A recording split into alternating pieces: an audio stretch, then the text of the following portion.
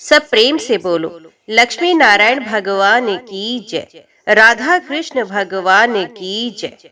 राजा ने पूछा, द्विश्रेष्ठ, दान और तपस्या, इन दोनों में दुष्कर कौन है तथा परलोक में जाने पर कौन महान फल को देने वाला होता है, ये सब मुझे बताइए। जैमिनी बोले, राजन, इस पृथ्वी पर दान से बढ़कर दुष्कर कार्य दूसरा कोई नहीं है। ये बात प्रत्यक्ष देखी जाती है, सारा लोग इसका साक्षी है। संसार में लोभ से मोहित मनुष्य धन के लिए अपने प्यारे प्राणों की भी परवाह न करके समुद्र और घने जंगलों में प्रवेश कर जाते हैं। कितने ही मनुष्य धन के लिए दूसरों की सेवा तक स्वीकार करते हैं। विद्वान लोग धन के लिए पाठ करते हैं तथा दूसरे लोग धन की इच्छा से ही हिंसापूर्ण और कष्ट साध्य कार्य करते हैं। इसी प्रकार कितने ही लोग खेती के कार्य में संलग्न होते हैं।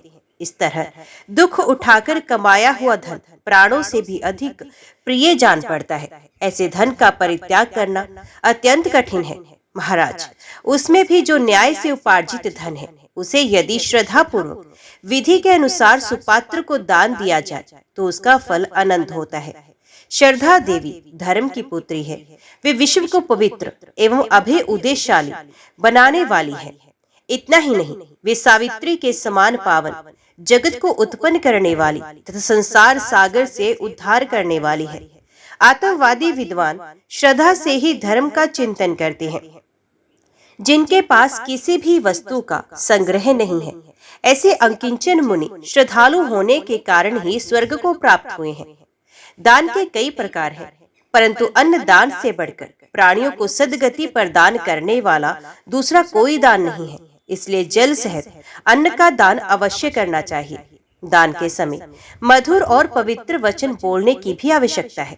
अन्नदान संसार सागर से तारने वाला हित साधक तथा सुख संपत्ति का हेतु है। यदि शुद्ध चित्त से श्रद्धा पूर्वक सुपात्र व्यक्ति को एक बार भी अन्न का दान दिया जाए तो मनुष्य सदा ही उसका उत्तम फल भोगता रहता है। अपने भोजन से मुट्ठी भर अन्न अग्रग्रास के रूप में अवश्य दान करना चाहिए। उस दान का बहुत बड़ा फल है, उसे अक्षय बताया गया है। जो प्रतिदिन सेर भर या मुट्ठी भर भी अन्न ना दे सके, वे मनुष्य पर्व आने पर आस्तिकता, श्रद्धा तथा भक्ति के साथ एक ब्राह्मण को भोजन करा दे। राजन, जो प्रतिदिन ब्राह्मण को अन्न देते और जल सहित मिष्ठान भोजन कराते हैं, वे मनुष्य स्वर्गगामी होते हैं। वेदों के पारगामी ऋषि अन्न को ही प्राण स्वरूप बताते हैं। अन्न की उत्पत्ति अमृत से हुई है। महाराज, जिसने किसी को अन्न का दान किया है, उसने मानो प्राण दान दिया है। इसलिए आप यत्न करके अन्न का दान दीजिए। सुबाहु ने कहा, द्विजश्रेष्ठ, अब मुझसे स्वर्ग के गुणों का वर्णन कीजिए। जैमिनी बोले, राजन, स्वर्ग में नंदन वन आदि अनेकों दिव्य उद्यान हैं, जो अत्यंत मनोहर, पवित्र और समस्त कामनाओं को पूर्ण करने वाले हैं। इनके सिवा वहाँ परम सुंदर दिव्य विमान भी है। पुण्यात्मा मनुष्य उन विमानों पर सुख पूर्वक विचरण किया करते हैं। वहाँ नास्तिक नहीं जाते, चोर, असंयमी, निर्दयी, चुगलखोर, कृतघ्न और अभिमानी भी नहीं जा पाते। जो सत्य के आधार पर रहने वाले शूर, दयालु, क्षमाशील, यज्ञ तथा दानशील हैं, वे ही मनुष्य वहाँ जाने पाते हैं। वहाँ किसी को रोग, बुढ़ापा, मृत्यु, शोक, जाड़ा, गर्मी, भूख, प्यास और ग्लानि नहीं होती। राजन, ये तथा और भी बहुत से स्वर्गलोक के गुण हैं। अब वहाँ के दोषों का वर्णन सुनिए। वहाँ सबसे बड़ा दोष ये है कि दूसरों की अपने से बड़ी हुई संपत्ति देखकर मन में असंतोष होता है तथा स्वर्गीय सुख में आसक्त चित्त वाले प्राणियों का पुण्य क्षीण होते ही सहसा वहाँ से पतन हो जाता है। यहाँ जो शुभ कर्म किया जाता है, उसका फल वही स्वर्ग में भोगा जाता है। राजन, ये कर्म भूमि है और स्वर्ग को भोग भूमि माना गया है। सुबाहु ने कहा, ब्राह्मण, स्वर्ग के अतिरिक्त जो दोष रहित सनातन लोक है, उनका मुझसे वर्णन कीजिए। जैमिनी बोले, राजन, ब्रह्मलोक से ऊपर भगवान श्री विष्णु का परम पद है। वे शुभ, सनातन एवं ज्योतिर्मय धाम है। उसी को परब्रह्म कहा गया है। विषयासक्त मूढ़ पुरुष वहां नहीं जा सकते। दंभ, लोभ, भय, क्रोध, द्रोह और द्वेष से आक्रांत मनुष्यों का वहां प्रवेश नहीं हो सकता।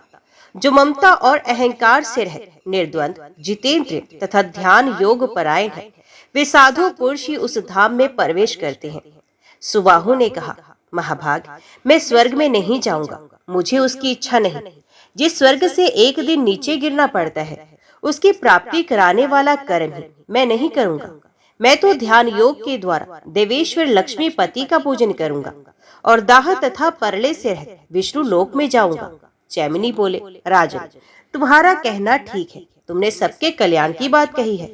वास्तव में राजा दानशील हुआ करते हैं। वे बड़े बड़े यज्ञों द्वारा भगवान श्री विष्णु का पूजन करते हैं। यज्ञों में सब प्रकार के दान दिए जाते हैं। उत्तम यज्ञों में पहले अन्न और फिर वस्त्र एवं तांबूल का दान किया जाता है। इसके बाद स्वर्ण दान, भूमि दान और गोदान की बात कही जाती है। इस प्रकार उत्तम यज्ञ करके राजा लोग अपने शुभ कर्मों के फलस्वरूप विष्णु लोक में जाते हैं। दान से तृप्ति लाभ करते और संतुष्ट रहते हैं। अतः राजेंद्र, आप भी न्याय उपार्जित धन का दान कीजिए। दान से ज्ञान और ज्ञान से आपको सिद्धि प्राप्त होगी। जो मनुष्य इस उत्तम और पवित्र आख्यान का श्रवण करेगा, वे सब पापों से मुक्त होकर विष्णु लोक में जाएगा। सुबाहु ने पूछा, ब्राह्मण, मनुष्य किस दुष्कर्म से नरक में पड़ते हैं और किस शुभ कर्म के प्रभाव से स्वर्ग में जाते हैं, ये बात मुझे बताइए। जैमिनी ने कहा, जो द्विज लोभ से मोहित हो पावन ब्राह्मण तप का परित्याग करके कुकर्म से जीविका चलाते हैं, वे नरकगामी होते हैं। जो नास्तिक हैं, जिन्होंने धर्म की मर्यादा भंग की है, जो काम भोग के लिए उत्कंठित, दाम्भिक और कृतघ्न है, जो ब्राह्मणों को धन देने की प्रतिज्ञा करके भी नहीं देते, चुगली खाते, अभिमान रखते और झूठ बोलते हैं, जिनकी बातें परस्पर विरुद्ध होती हैं, जो दूसरों का धन हड़प लेते हैं, दूसरों पर कलंक लगाने के लिए उत्सुक रहते और पराई संपत्ति देखकर जलते हैं, वे नरक में जाते हैं। जो मनुष्य सदा प्राणियों के प्राण लेने में लगे रहते, पराई निंदा में प्रवृत्त होते, कुएं, बगीचे, पोखरे और पौंसले को दूषित करते, सरोवरों को नष्ट भ्रष्ट करते तथा शिशुओं, भृत्यों और अतिथियों को भोजन दिए बिना ही स्वयं भोजन कर लेते हैं, जिन्होंने श्राद्ध और यज्ञ का त्याग कर दिया है, जो संन्यास तथा अपने रहने के आश्रम को कलंकित करते हैं और मित्रों पर लांछन लगाते हैं, वे सब के सब नरकगामी होते हैं। जो प्रयास नामक यज्ञों, शुद्ध चित्त वाली कन्याओं, साधु पुरुषों और गुरुजनों को दूषित करते हैं, जो काठ, कील, शूल अथवा पत्थर गाड़कर रास्ता रोकते हैं, काम से पीड़ित रहते और सब वर्णों के यहाँ भोजन कर लेते हैं, तथा जो भोजन के लिए द्वार पर आए हुए जीविकाहीन ब्राह्मणों की अवहेलना करते हैं, वे नरकों में पड़ते हैं। जो दूसरों के खेत, जीविका, घर और प्रेम को नष्ट करते हैं, जो हथियार बनाते और धनुष बाण का विक्रय करते हैं, जो मूढ़ मानव, अनाथ, वैष्णव, दीन, रोगातुर और वृद्ध पुरुषों पर दया नहीं करते, तथा जो पहले कोई नियम लेकर फिर संयमहीन होने के कारण चंचलतावश उसका परित्याग कर देते हैं, वे नरकगामी होते हैं। अब मैं स्वर्गगामी पुरुषों का वर्णन करूंगा। जो मनुष्य सत्य, तपस्या, ज्ञान, ध्यान तथा स्वाध्याय के द्वारा धर्म का अनुसरण करते हैं, वे स्वर्गगामी होते हैं। जो प्रतिदिन हवन करते तथा भगवान के ध्यान और देवताओं के पूजन में संलग्न रहते हैं, वे महात्मा स्वर्गलोक के अतिथि होते हैं। जो बाहर भीतर से पवित्र रहते, पवित्र स्थान में निवास करते, भगवान वसुदेव के भजन में लगे रहते तथा भक्ति पूर्वक श्री विष्णु की शरण में जाते हैं। जो सदा आदर पूर्वक माता पिता की सेवा करते और दिन में नहीं सोते, जो सब प्रकार की हिंसा से दूर रहते, साधुओं का संग करते और सबके हित में संलग्न रहते हैं, ये मनुष्य स्वर्गगामी होते हैं। जो गुरुजनों की सेवा में संलग्न, बड़ों को आदर देने वाले, दान ना लेने वाले, सहस्रों मनुष्यों को भोजन परोसने वाले, सहस्रों मुद्राओं का दान करने वाले तथा सहस्रों मनुष्यों को दान देने वाले हैं, वे पुरुष स्वर्गलोक को जाते हैं। जो युवावस्था में भी क्षमाशील और जितेंद्रिय हैं, जिनमें वीरता भरी है, जो स्वर्ण, गो, भूमि, अन्न और वस्त्र का दान करते हैं, जो अपने से द्वेष रखने वालों के भी दोष कभी नहीं देखते, बल्कि उनके गुणों का ही वर्णन करते हैं, जो विज्ञ पुरुषों को देखकर प्रसन्न होते, दान देकर प्रिय वचन बोलते तथा दान के फल की इच्छा का परित्याग कर देते हैं, वे मनुष्य स्वर्गगामी होते हैं। जो मनुष्य प्रवृत्ति मार्ग में तथा निवृत्ति मार्ग में भी मुनियों और शास्त्रों के कथन अनुसार ही आचरण करते हैं।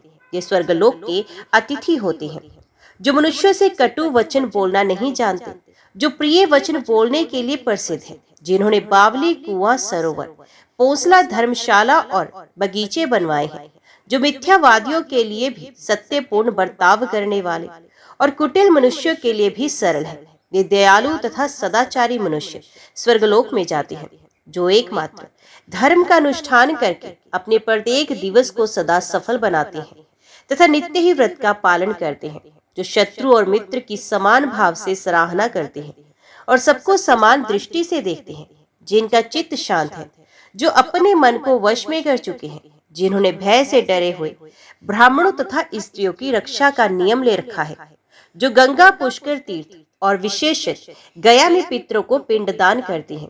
वे स्वर्गगामी होते हैं, जो इंद्रियों के वश में नहीं रहते, जिनकी संयम में परवर्ती है, जिन्होंने लोभ, भय और क्रोध का परित्याग कर दिया है, जो शरीर में पीड़ा देने वाला है, जो खटमल और डांस आदि जंतुओं का भी पुत्र की भांति पालन करते हैं, उन्हें मारते नहीं, सर्वदा मन और इंद्रियों के निग्रह में लगे रहते हैं और परोपकार में ही जीवन व्यतीत करते हैं।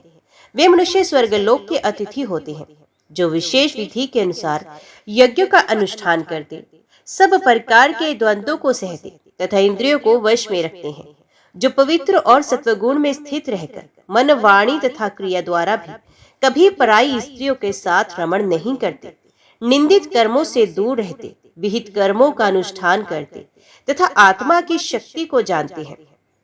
वे मनुष्य स्वर्गगामी होते हैं। जो दूसरों के प्रतिकूल आचरण करता है, उसे अत्यंत दुखदायी घोर नरक में गिरना पड़ता है, तथा जो सदा दूसरों के अनुकूल चलता है, उस मनुष्य के लिए सुखदायिनी मुक्ति दूर नहीं है। राजन, कर्मों द्वारा जिस प्रकार दुर्गति और सुगति प्राप्त होती है, वे सब मैंने तुम्हें यथार्थ रूप से बतला दिया। कुंजल कहता है, धर्म अधर्म की संपूर्ण गति के विषय में महर्षि जैमिनी का भाषण सुनकर राजा सुबाहु ने कहा, द्विश्रेष्ठ, मैं भी धर्म का ही अनुष्ठान करूंगा, पाप का नहीं। जगत की उत्पत्ति के स्थान भगवान वसुदेव का निरंतर भजन करूंगा। इस निश्चय के अनुसार राजा सुबाहु ने धर्म के द्वारा भगवान मधुसूदन का पूजन किया तथा नाना प्रकार के यज्ञों द्वारा भगवान की आराधना करके तथा संपूर्ण भोगों को भोग कर वे शीघ्र ही प्रसन्नता पूर्वक विष्णु लोक को पधार गए।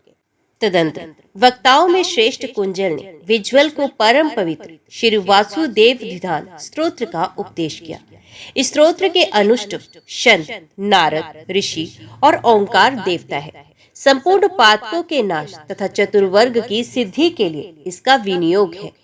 ओम नमो भगवते वासुदेवाय, यही इस स्तोत्र का मूल मंत्र है, जो परम पावन पुण्य स्वरूप, वेद के ज्ञाता, वेद मंदिर, विद्या के आधार तथा यज्ञ के आश्रय है।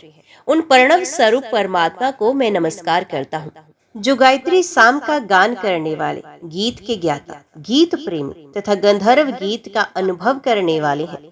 उन प्रणव स्वरूप परमात्मा को मैं नमस्कार करता हूँ, जो महान कांतिमान, अत्यंत उत्साही, महामोह के नाशक, संपूर्ण जगत में व्यापक तथा गुणातीत है, जो सर्वत्र विद्यमान रहकर शोभायमान हो रहे हैं, प्राणियों के ऐश्वर्य एवं कल्याण की वृद्धि करते हैं तथा समता का भाव उत्पन्न करने के लिए सद्धर्म का प्रसार करने वाले हैं। उन प्रणव स्वरूप परमेश्वर को मैं नमस्कार करता हूँ, जो विचारक है, वेद जिनका स्वरूप है, जो यज्ञ के नाम से पुकारे जाते हैं, यज्ञ जिन्हें अत्यंत प्रिय है, जो संपूर्ण विश्व की उत्पत्ति के स्थान तथा समस्त जगत का उद्धार करने वाले हैं, संसार सागर में डूबे हुए प्राणियों को बचाने के लिए जो नौका रूप से विराजमान है।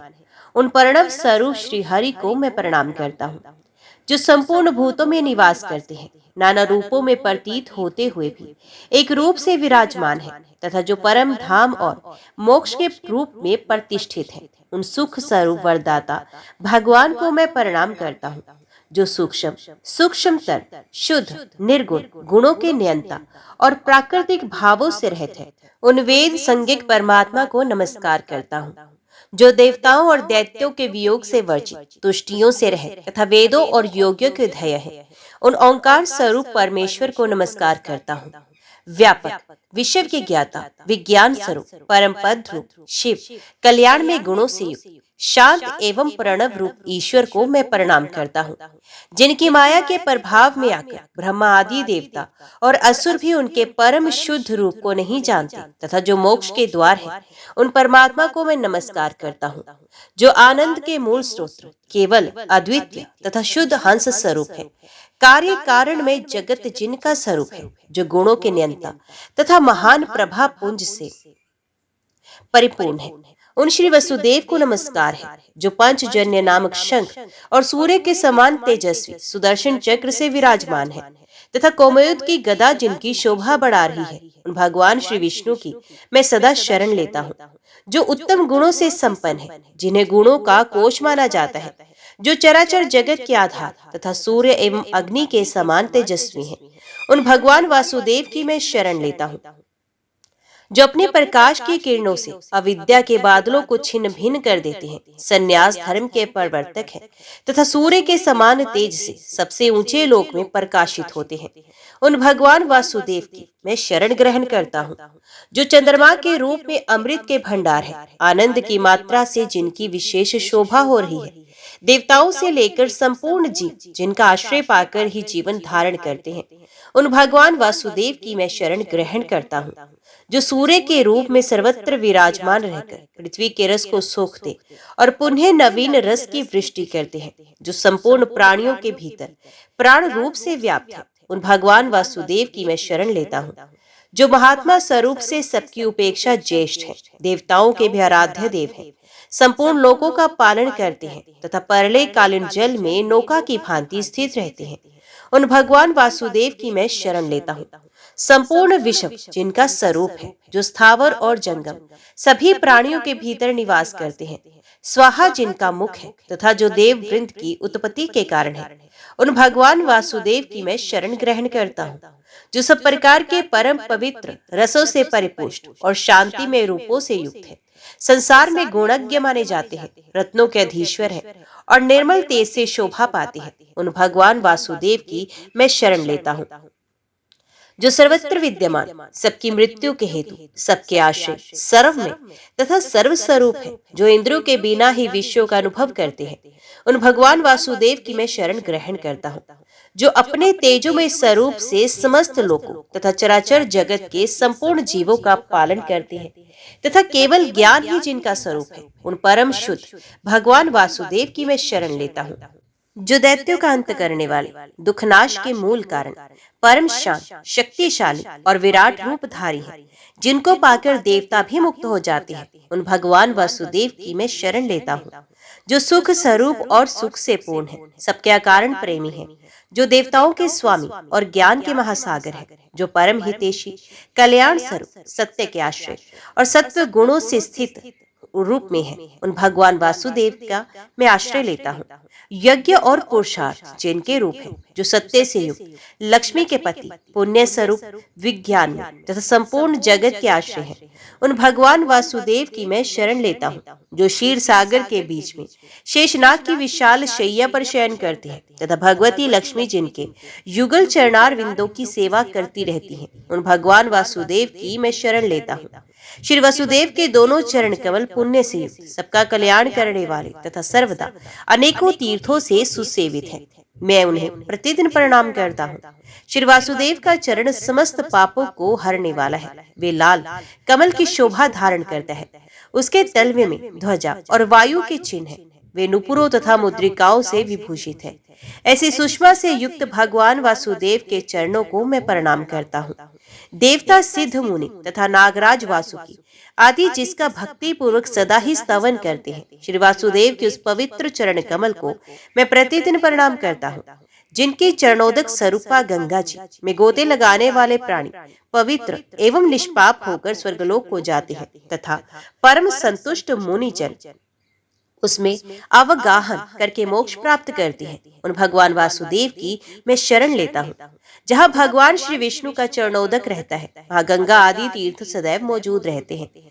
आज भी जो लोग उसका पान करते हैं, वे पापी रहे हों तो भी शुद्ध होकर श्री विष्णु भगवान के उत्तम धाम को जाते हैं। जिनका शरीर अत्यंत भयंकर पापंक में मन सना है, वे भी जिनके चरणोदक से अभिक्षित होने पर मोक्ष प्राप्त करते हैं, उन परमेश्वर के युगल चरणों को मैं निरंतर प्रणाम करता हूँ। उत्तम सुदर्शन चक्र धारण करने वाले महात्मा विष्णु के नैवेद्य का भक्षण करने मात्र से मनुष्य वाजपेयी यज्ञ का फल प्राप्त करते हैं तथा संपूर्ण पदार्थ पा जाते हैं। दुखों का नाश करने वाले, माया से रहित, संपूर्ण कलाओं से युक्त तथा समस्त गुणों के ज्ञाता, जिन भगवान नारायण का ध्यान करके मनुष्य उत्तम गति को प्राप्त होते हैं, उन श्री वसुदेव को मैं सदा प्रणाम करता हूँ, जो ऋषि, सिद्ध और चारणों के वंदनीय हैं। देवगण सदा जिनकी पूजा करते हैं, जो संसार की सृष्टि का साधन जुटाने में ब्रह्मा आदि के भी प्रभु हैं। संसार रूपी महासागर में गिरे हुए जीव का जो उद्धार करने वाले हैं, जिनमें वत्सला भरी हुई है, जो श्रेष्ठ और समस्त कामनाओं को सिद्ध करने वाले हैं, उन भगवान के उत्तम चरणों को मैं भक्ति पूर्वक प्रणाम करता हूँ, जिन्हें असुरों ने अपने यज्ञ मंडप में देवताओं सहित सामगान करते हुए वामन ब्रह्मचारी के रूप में देखा था, जो सामगान के लिए उत्सुक रहते हैं। त्रिलोकी के जो एकमात्र स्वामी हैं तथा युद्ध में पाप या मृत्यु से डरे हुए आत्मीय जनों को जो अपनी ध्वनि मात्र से निर्भय बना देते हैं, उन भगवान के परम पावन युगल चरणार विंदों की मैं वंदना करता हूँ, जो यज्ञ के मुहाने पर विप्र मंडली में खड़े हो अपने ब्राह्मणोचित तेज से दैदीप्यमान एवं पूजित हो रहे हैं। दिव्य तेज के कारण किरणों के समूह से जान पड़ते हैं तथा इंद्र नीलमणि के समान दिखाई देते हैं, जो देवताओं के हित की इच्छा से विरोचन के दानी पुत्र बलि के समक्ष मुझे 3 पग भूमि दीजिए ऐसा कहकर याचना करते हैं। उन श्रेष्ठ ब्राह्मण श्री वामन जी को मैं प्रणाम करता हूँ। भगवान ने जब वामन से विराट रूप होकर अपना पैर बढ़ाया, तब उनका विक्रम विशाल डग आकाश को आच्छादित करके सहसा तपते हुए सूर्य और चंद्रमा तक पहुंच गया। इस बात को सूर्यमंडल में स्थित हुए मुनि गणों ने भी देखा। फिर उन चक्रधारी भगवान के विराट रूप में, जो समस्त विश्व का खजाना है, संपूर्ण देवता भी लीन हो गए। भगवान वामन के उस विक्रम की कहीं तुलना नहीं। मैं इस समय उस विक्रम का स्तवन करता हूँ। भगवान श्री विष्णु कहते हैं, राजन, इस प्रकार ये सारा वृत्तांत मैंने तुम्हें सुना दिया। कुंजल पक्षी तथा महात्मा चैवन का चरित्र नाना प्रकार की कल्याणमय वर्ताओं से युक्त है। मैं इसका वर्णन करूंगा, तुम सुनो। धर्मात्मा कुंजल ने अपने चौथे पुत्र कपिंजल को पुकारकर बड़ी प्रसन्नता के साथ कहा, बेटा, तुम मेरे उत्तम पुत्र हो। बोलो, आहार लाने के लिए यहाँ से किस स्थान पर जाते हो? वहाँ तुमने कौन सी अपूर्व बात देखी अथवा सुनी है, ये मुझे बताओ। कपिंजल ने कहा, पिताजी, मैंने जो अपूर्व बात देखी है उसे बताता हूँ, सुनिए। कैलाश सब पर्वतों में श्रेष्ठ है। उसकी कांति चंद्रमा के समान श्वेत है।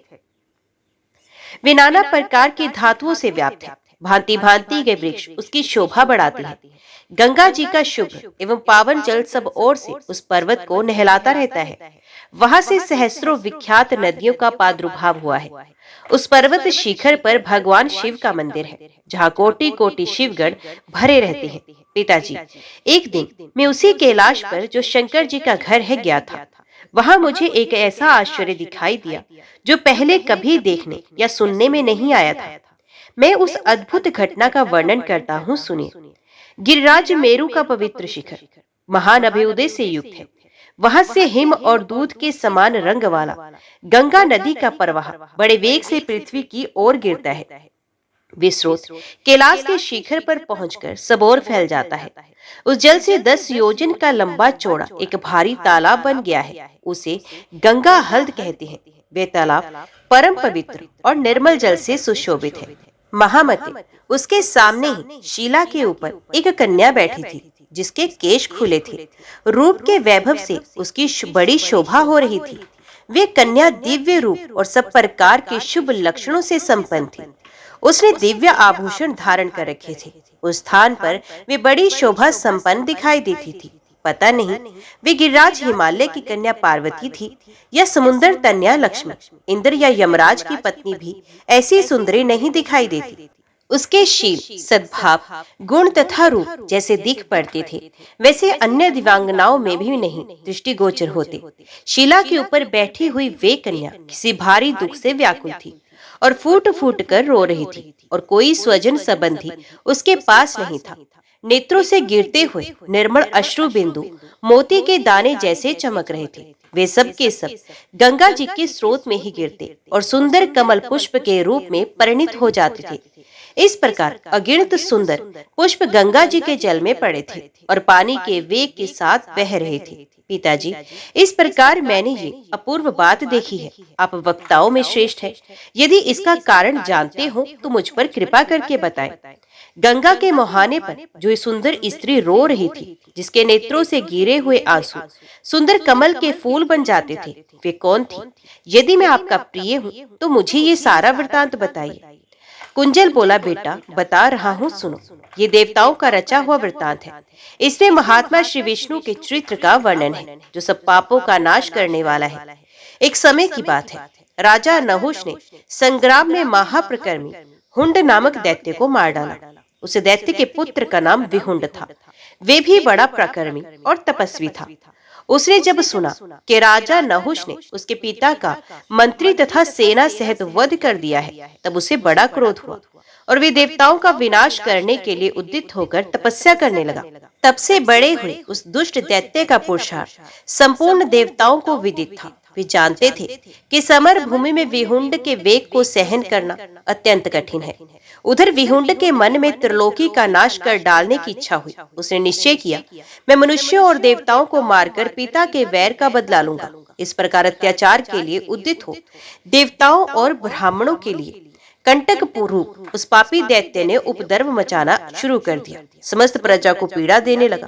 उसके तेज से संतप्त होकर इंद्र आदि देवता, परम तेजस्वी देवाधिदेव भगवान श्री विष्णु की शरण में गए और बोले, भगवान, विहुंड के महान भय से आप हमारी रक्षा करें। भगवान श्री विष्णु बोले, पापी विहुंड देवताओं के लिए कंटक रूप है, मैं अवश्य उसका नाश करूंगा। देवताओं से यूं कहकर भगवान श्री विष्णु ने माया को प्रेरित किया। संपूर्ण विश्व को मोहित करने वाली महाभागा विष्णु माया ने विहुंड का वध करने के लिए रूप और लावण्य से सुशोभित तरुण स्त्री का रूप धारण किया। वे नंदन वन में आकर तपस्या करने लगी। इसी समय दैत्यराज विहुंड देवताओं का वध करने के लिए दिव्य मार्ग से चला। नंदन वन में पहुंचने पर उसकी दृष्टि तपस्विनी माया पर पड़ी। वे इस बात को नहीं जान सका कि ये मेरा ही नाश करने के लिए उत्पन्न हुई है। ये सुंदरी स्त्री काल रूपा है। ये बात उसकी समझ में नहीं आई। माया का शरीर तपाए हुए स्वर्ण के समान दमक रहा था। रूप का वैभव उसकी शोभा बढ़ा रहा था। पाप आत्मा विहुंड उस सुंदरी युवती को देखते ही लुभा गया और बोला, भद्रे, तुम कौन हो? तुम कौन हो? तुम्हारे शरीर का मध्य भाग बड़ा सुंदर है। तुम मेरे चित्त को मथे डालती हो। सुमुखी, मुझे संगम प्रदान करो और काम जनित वेदना से मेरी रक्षा करो। देवेश्वरी, अपने समागम के बदले इस समय तुम जिस जिस वस्तु की इच्छा करो वे सब तुम्हें देने को तैयार हो। माया बोली, दानव, यदि तुम मेरा ही उपभोग करना चाहते हो तो 7 करोड़ कमल के फूलों से भगवान शंकर की पूजा करो। वे फूल कामोद से उत्पन्न, दिव्य, सुगंधित और देव दुर्लभ होने चाहिए। उन्हीं फूलों की सुंदर माला बनाकर मेरे कंठ में भी पहनाओ, तभी मैं तुम्हारी प्रिय भार्या बनूंगी। विहुंड ने कहा, देवी, मैं ऐसा ही करूंगा। तुम्हारा मांगा हुआ वर मैं तुम्हें दे रहा हूँ। ये कहकर दैत्यराज विहुंड जितने भी दिव्य एवं पवित्र वन थे उनमें विचरण करने लगा। उसके चित्त पर काम का आवेश छा रहा था। बहुत खोजने पर भी उसे कामोद नामक वृक्ष कहीं दिखाई नहीं दिया। वे स्वयं इधर उधर जाकर पूछताछ करता रहा, किंतु सर्वत्र लोगों के मुंह से उसे यही उत्तर मिलता था कि यहाँ कामोद वृक्ष नहीं है। दुष्ट आत्मा विहुंड उस वृक्ष का पता लगाता हुआ शुक्राचार्य के पास गया और भक्ति पूर्वक मस्तक झुकाकर पूछने लगा, ब्राह्मण, मुझे फूलों से लदे सुंदर कामोद वृक्ष का पता बताइए। शुक्राचार्य बोले, दानव, कामोद नाम का कोई वृक्ष ही नहीं है। कामोद का तो एक स्त्री का नाम है। वे जब किसी प्रसंग से अत्यंत हर्ष में भरकर हंसती है तब उसके मनोहर हास्य से सुगंधित, श्रेष्ठ तथा दिव्य कामोद पुष्प उत्पन्न होते हैं। उनका रंग अत्यंत पीला होता है तथा वे दिव्य गंध से युक्त होते हैं। उनमें से एक फूल के द्वारा भी जो भगवान शंकर की पूजा करता है उसकी बड़ी से बड़ी कामना को भी भगवान शिव पूर्ण रूप से पूर्ण करते हैं। कामोदा के रोदन से भी वैसे ही सुंदर फूल उत्पन्न होते हैं, किंतु उनमें सुगंध नहीं होती, अतः उनका स्पर्श नहीं करना चाहिए। शुक्राचार्य की ये बात सुनकर विहुंड ने पूछा, भृगुनंदन, कामोदा कहाँ रहती है? शुक्राचार्य बोला, संपूर्ण पातकों का शोधन करने वाली परम पावन गंगा द्वार नामक तीर्थ के पास कामोद नामक पुर है, जिसे विश्वकर्मा ने बनाया था। उस कामोद नगर में दिव्य भोगों से विभूषित एक सुंदरी स्त्री रहती है, जो संपूर्ण देवताओं से पूजित है। वे भांति भांति के आभूषणों से अत्यंत सुशोभित जान पड़ती है। तुम वहीं चले जाओ और उस युवती की पूजा करो, साथ ही किसी पवित्र उपाय का अवलंबन करके उसे हंसाओ। ये कहकर शुक्राचार्य चुप हो गए और वे महातेजस्वी दानव अपना कार्य सिद्ध करने के लिए उदित हुआ। कपिंजल ने पूछा, पिताजी, कामोदा के हास्य से जो पवित्र दिव्यगंध से युक्त और देवता तथा दानवों के लिए दुर्लभ सुंदर फूल उत्पन्न होते हैं, उन्हें संपूर्ण देवता क्यों चाहते हैं? उन हास्य जनित फूलों से पूजित होने पर भगवान शंकर क्यों संतुष्ट होते हैं? उस फूल का क्या गुण है? कामोदा कौन है और वे किसकी पुत्री है? कुंजल बोला, पूर्वकाल की बात है। देवताओं और बड़े बड़े दैत्यों ने अमृत के लिए परस्पर उत्तम सौहार्द स्थापित करके उद्यम पूर्वक क्षीर सागर का मंथन किया। देवताओं और दैत्यों के मंथन से 4 कन्याएं प्रकट हुई। फिर कलश में रखा हुआ पुण्यमय अमृत दिखाई पड़ा। उपर्युक्त कन्याओं में से एक का नाम लक्ष्मी था, दूसरी वारुणी, तीसरी का नाम कामोदा और चौथी का ज्येष्ठा था। कामोदा अमृत की लहर से प्रकट हुई थी। वे भविष्य में भगवान श्री विष्णु की प्रसन्नता के लिए वृक्ष रूप धारण करेगी और सदा ही श्री विष्णु को आनंद देने वाली होगी। वृक्ष रूप में वे परम पवित्र तुलसी के नाम से विख्यात होगी। उसके साथ भगवान जगन्नाथ सदा ही रमण करेंगे, जो तुलसी का एक पत्ता भी ले जाकर श्री कृष्ण भगवान को समर्पित करेगा, उसका भगवान बड़ा उपकार मानेंगे और मैं इसे क्या दे डालूं, ये सोचते हुए वे उसके ऊपर बहुत प्रसन्न होंगे। इस प्रकार पूर्वोक्त 4 कन्याओं में से जो कामोदा नाम से प्रसिद्ध देवी हैं, वे जब हर्ष से गदगद होकर बोलती और हंसती हैं, तब उसके मुख से सुनहरे रंग के सुगंधित फूल झड़ते हैं। वे फूल बड़े सुंदर होते हैं, कभी कुमलाते नहीं। जो उन फूलों का यत्न पूर्वक संग्रह करके उनके द्वारा भगवान शंकर, ब्रह्मा तथा विष्णु की पूजा करता है, उसके ऊपर सब देवता संतुष्ट होते हैं और वे जो जो चाहता है वही वही उसे अर्पण करते हैं। इसी प्रकार जब कामोदा किसी दुख से दुखी होकर रोने लगती है, तब उसकी आंखों के आंसुओं से भी फूल पैदा होते और झड़ते हैं। महाभाग, वे फूल भी देखने में बड़े मनोहर होते हैं, किंतु उनमें सुगंध नहीं होती। वैसे फूलों से जो शंकर का पूजन करता है, उसे दुख और संताप होता है। जो पाप आत्मा एक बार भी उस तरह के फूलों से देवताओं की पूजा करता है, उसे वे निश्चय ही दुख देते हैं। भगवान श्री विष्णु ने पापी विहुंड के पराक्रम और दुस्साहस पर दृष्टि डालकर देवऋषि नारद को उसके पास भेजा। उस समय वे दुरात्मा दानव कामोदा के पास जा रहा था। नारद जी उसके समीप जाकर हंसते हुए बोले, दैत्यराज, कहाँ जा रहे हो? इस समय तुम बड़े उतावले और व्यग्र जान पड़ते हो। विहुंड ने ब्रह्म कुमार नारद जी को हाथ जोड़कर प्रणाम किया और कहा, द्विश्रेष्ठ, मैं कामोद पुष्प के लिए चला हूँ। ये सुनकर नारद जी ने कहा, दैत्य, तुम कामोद नामक श्रेष्ठ नगर में कदापि ना जाना, क्योंकि वहाँ संपूर्ण देवताओं को विजय दिलाने वाले परम बुद्धिमान भगवान श्री विष्णु रहते हैं। दानव जिस उपाय से कामोद नामक फूल तुम्हारे हाथ लग सकते हैं, वे मैं बता रहा हूँ। वे दिव्य पुष्प गंगा जी के जल में गिरेंगे और प्रवाह के पावन जल के साथ बहते हुए तुम्हारे पास आ जाएंगे। वे देखने में बड़े सुंदर होंगे, तुम उन्हें पानी से निकाल लाना। इस प्रकार उन फूलों का संग्रह करके आप मनोरथ सिद्ध करो। दानव श्रेष्ठ विहुंड से ये कहकर धर्मात्मा नारद जी कामोद नगर की ओर चल दिए। जाते जाते उन्हें वे दिव्य नगर दिखाई दिया। उस नगर में प्रवेश करके वे कामोदा के घर गए और उनसे मिले। कामोदा ने स्वागत आदि के द्वारा मुनि को प्रसन्न किया और मीठे वचनों में कुशल समाचार पूछा। द्विश्रेष्ठ नारद ने कामोदा के दिए हुए दिव्य सिंहासन पर बैठकर उससे पूछा, भगवान श्री विष्णु के तेज से प्रकट हुई कल्याण में देवी, तुम यहाँ सुख से तो रहती हो ना? किसी तरह का कष्ट तो नहीं है ना? कामोदा बोली, महाभाग, मैं आप जैसे महात्मा तथा भगवान श्री विष्णु की कृपा से सुख पूर्वक जीवन व्यतीत कर रही हूँ। इस समय आपसे कुछ प्रश्न उत्तर करने का कारण उपस्थित हुआ है। आप मेरे प्रश्न का समाधान कीजिए। मुने, सोते समय मैंने एक दारुण स्वप्न देखा है। मानो किसी ने मेरे सामने आकर कहा है, अव्यक्त स्वरूप भगवान ऋषिकेश संसार में जाएंगे, वहां जन्म ग्रहण करेंगे। महामती, ऐसा स्वप्न देखने का क्या कारण है? आप ज्ञानवानों में श्रेष्ठ हैं, कृपया बताइए। नारद जी ने कहा, भद्र, मनुष्य जो स्वप्न देखते हैं वे 3 प्रकार के होते हैं, वातिक, पैतिक और कफच। सुंदरी, देवताओं को ना नींद आती है ना स्वप्न।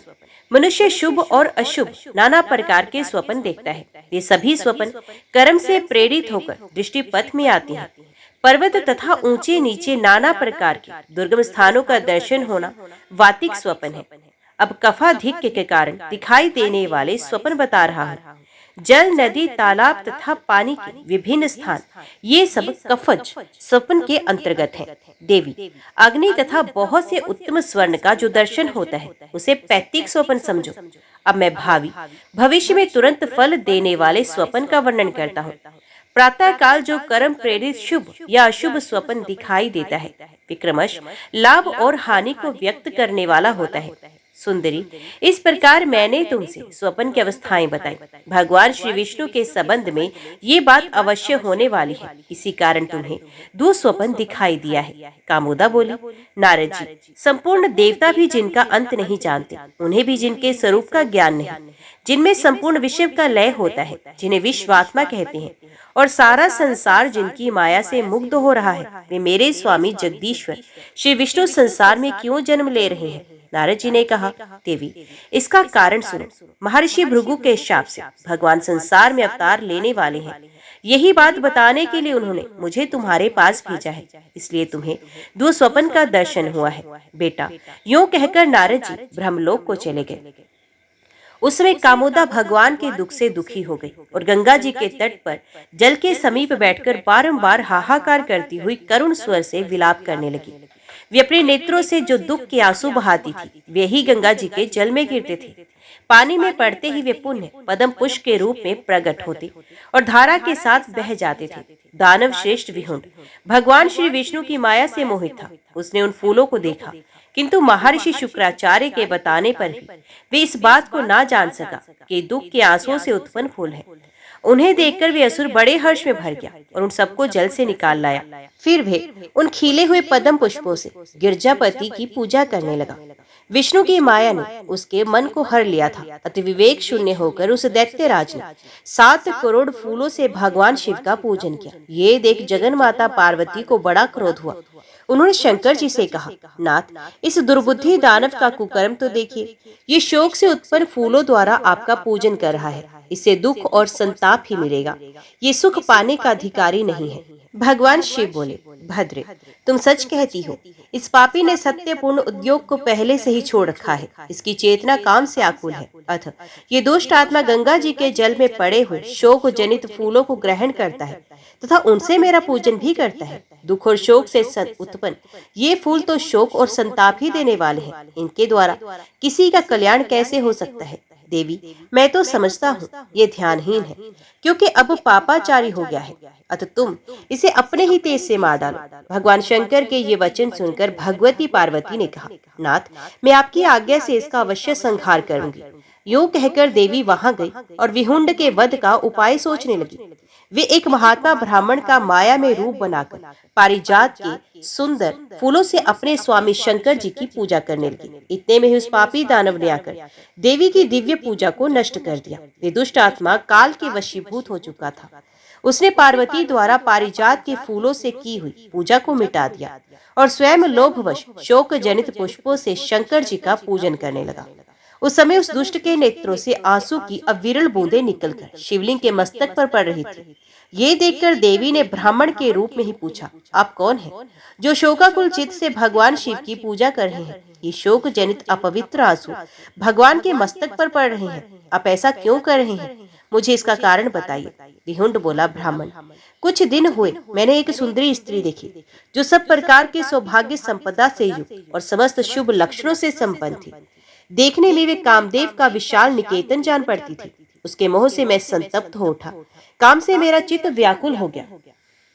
जब मैंने उसे समागम की प्रार्थना की तब वे बोली, कामोद के फूलों से भगवान शंकर की पूजा करो तथा उन्हीं फूलों को माला बनाकर मेरे कंठ में पहनाओ। 7 करोड़ पुष्पों से महेश्वर का पूजन करो। उस स्त्री को पाने के लिए ही मैं पूजा कर रहा हूँ, क्योंकि भगवान शिव अभिष्ट फल के दाता है। देवी ने कहा, अरे कहाँ तेरा भाव है, कहाँ तेरा ध्यान है और कहाँ तुझे दुरात्मा का ज्ञान है। तू कामोद पुष्पों से पूजा कर रहा है ना। अच्छा बता, कामोदा का सुंदर रूप कैसा है? तूने उसके हास्य से उत्पन्न सुंदर फूल कहाँ पाए हैं? विहुंड बोला, ब्राह्मण, मैं भाव और ध्यान कुछ नहीं जानता। कामोदा का मैंने कभी देखा भी नहीं, उनका दर्शन भी नहीं किया। गंगा जी के जल में जो फूल बहकर आते हैं उन्हीं का मैं प्रतिदिन संग्रह करता हूँ और उन्हीं से एकमात्र शंकर जी का पूजन करता हूँ। महात्मा शुक्राचार्य ने मेरे सामने इस फूल का परिचय दिया था। मैं उन्हीं की आज्ञा से नित्य प्रति पूजा करता हूँ। देवी ने कहा, पापी, ये फूल कामोदा के रोदन से उत्पन्न हुए हैं। इनकी उत्पत्ति दुख से हुई है। इन्हीं से तू पाप पूर्ण भावना लेकर प्रतिदिन भगवान की पूजा करता है, किंतु दिव्य पूजा नष्ट करके तू शोक जनित पुष्पों से पूजन कर रहा है। ये आज तेरे द्वारा भयंकर अपराध हुआ है, इसके लिए मैं तुझे दंड दूंगा। ये सुनकर काल के वशीभूत हुआ दानव विहुंड बोला, रे दुष्ट, अरे अनाचारी, तू मेरे कर्म की निंदा करता है। तुझे अभी इस तलवार से मौत के घाट उतारता हूँ। यूं कहकर वे ब्राह्मण को मारने के लिए तीखी तलवार ले उसकी ओर झपटा। ये देख ब्राह्मण रूप में खड़ी हुई भगवती परमेश्वरी कुपित हो गई और जो ही वे दैत्य उनके पास पहुंचा, त्यों ही उन्होंने अपने मुंह से हुंकार का उच्चारण किया। हुंकार की ध्वनि होते ही वे अधव दानव निश्चेष्ट होकर गिर पड़ा, मानो वज्र के आघात से पर्वत फट पड़ा हो। उस लोक संहारक दानव के मारे जाने पर संपूर्ण जगत स्वस्थ हो गया। सबके दुख और संताप दूर हो गए। बेटा, गंगा जी के तीर पर दुख से व्याकुल चित होकर बैठी हुई जो सुंदरी रो रही थी, वे कामोदा ही थी। उसके रोने का यही कारण था। ये सारा रहस्य जो तुमने मुझसे पूछा था, मैंने तुम्हें कह सुनाया। ओम नमो भगवते वासुदेवाय नमः। जय श्री राधे कृष्णा। आज की वीडियो में इतना ही। उम्मीद करती हूँ वीडियो आपको पसंद आई होगी। वीडियो पसंद आई हो तो वीडियो को लाइक और चैनल को सब्सक्राइब जरूर कीजिएगा। जय श्री हरि लिखकर कमेंट बॉक्स में अपनी हाजिरी और अपने सुझाव देना ना भूलेगा। तो मिलते हैं अगली कथा अगले अध्याय के साथ। तब तक के लिए देखते व सुनते रहिए। जय मां कंजर, जय माता दी।